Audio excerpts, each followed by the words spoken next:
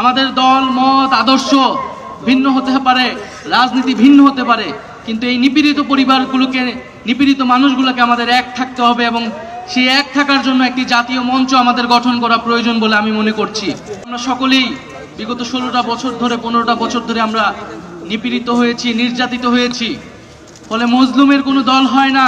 আজকে সকল মজলুম আমরা এক পাটাতনে দাঁড়িয়েছি এবং আমরা মনে করি এই যে আমরা যারা নিপীড়িত হয়েছি, এই নিপীড়িত পরিবার, নিপীড়িত মানুষগুলো আমাদেরকে সবসময় ঐক্যবদ্ধ থাকতে হবে। আমাদের দল মত আদর্শ ভিন্ন হতে পারে, রাজনীতি ভিন্ন হতে পারে, কিন্তু এই নিপীড়িত পরিবারগুলোকে, নিপীড়িত মানুষগুলোকে আমাদের এক থাকতে হবে এবং সেই এক থাকার জন্য একটি জাতীয় মঞ্চ আমাদের গঠন করা প্রয়োজন বলে আমি মনে করছি। প্রিয় বন্ধুগণ, সকলের কথা এসেছে যে আমাদের মানবাধিকার হরণ করা হয়েছিল বিগত সময়গুলোতে, গণতন্ত্রকে হত্যা করা হয়েছিল এবং যত দুঃশাসন, লুটপাট, দুর্নীতি হয়েছিল তার তালিকা করলে শেষ হবে না। সকলেই সেই কথা বললেন এবং আমরা জানি কার সাথে, এই সকল ঘটনার সাথে কে বা কারা জড়িত ছিল। সেই শেখ হাসিনা এবং আওয়ামী লীগ এবং তাদের যে মুজিববাদী রাজনীতি এবং আদর্শ, যেটা একটা ফ্যাসিস্ট রাজনীতি, সেই রাজনীতির উপর ভিত্তি করে কিন্তু তারা মানবাধিকার হরণ করেছিল। তারা মানবাধিকার হরণকারী দল, মানবতা বিরোধী দল এবং পুরো বিশ্বে আমাদেরকে এটি বারবার বলতে হবে এবং শুধু বাংলাদেশে নয়, পুরো বিশ্বকে এটা বলতে হবে যে আওয়ামী লীগ একটি মানবতা বিরোধী দল এবং এই অপরাধের শাস্তি, সর্বোচ্চ শাস্তি হতে হবে। প্রিয় বন্ধুগণ,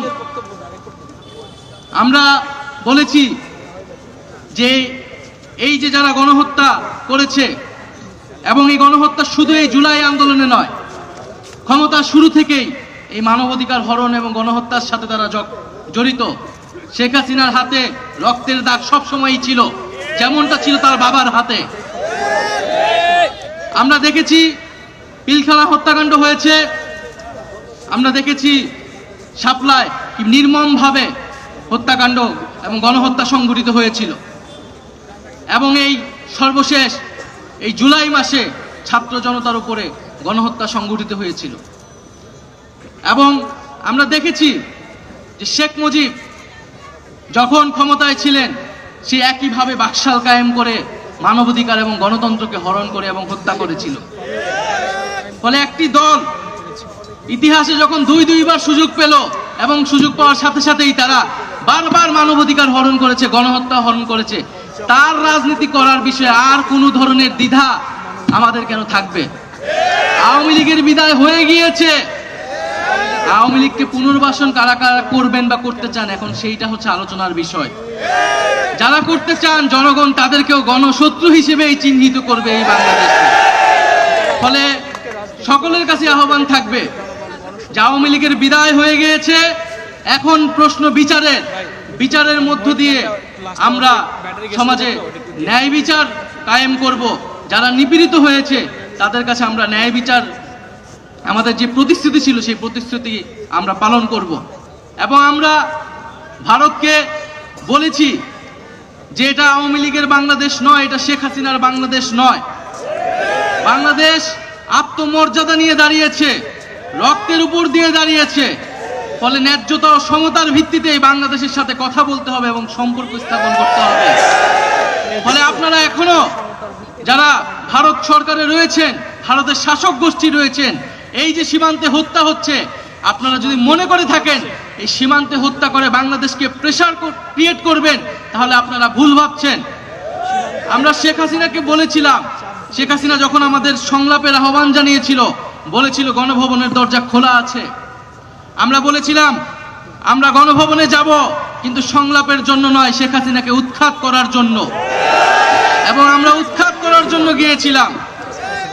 আজকে সীমান্তকে যদি সুরক্ষা করতে হয় তাহলে আমরা সীমান্তও কিন্তু ছুটে যাব।